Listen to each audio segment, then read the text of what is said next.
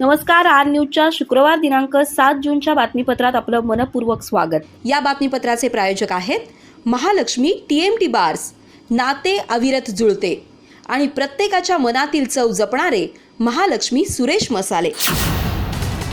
आजच्या बातमीपत्रात प्रथम पाहूयात गल्लीपासून ते दिल्लीपर्यंतच्या ताज्या घडामोडींचा धावता आढावा आणि स्थानिक बातम्यांमध्ये पाहूयात बेकायदा सायलेन्सरवर गडिंग्लज पोलिसांचा बुलडोझर, कदाचित राज्यातील असावी पहिलीच घटना। परिवीक्षाधीन सहाय्यक पोलीस अधीक्षक हर्षवर्धन बीजे यांनी दिला गडिंग्लजकरांना शिस्तीचा स्ट्रॉंग डोस।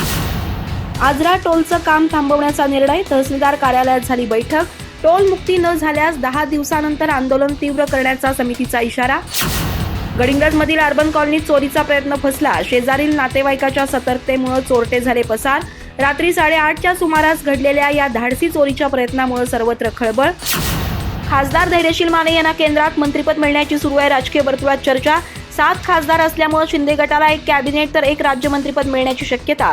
माने यांना केंद्रात संधी मिळाल्यास त्याचा फायदा निश्चितच मतदारसंघास होणार।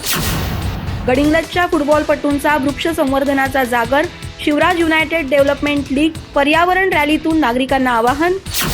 फ्रान्सच्या सिनेटमध्ये भारत गौरव पुरस्कार देऊन सनातन संस्थेचे संस्थापक सच्चिदानंद परब्रह्म डॉक्टर जयंत आठवले यांचा सन्मान।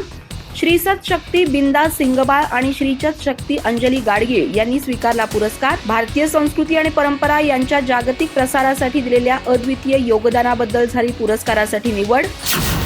आणि नीट परीक्षेमध्ये सुपर अभिनवच्या विद्यार्थ्यांचे दैदिप्यमान यश, रोहिणी ठाणेकर बायोलॉजी आणि केमिस्ट्रीमध्ये पैकीच्या पैकी गुण मिळवून देशात अव्वल, सर्व यशस्वी विद्यार्थ्यांवर होतोय कौतुकाचा वर्षाव।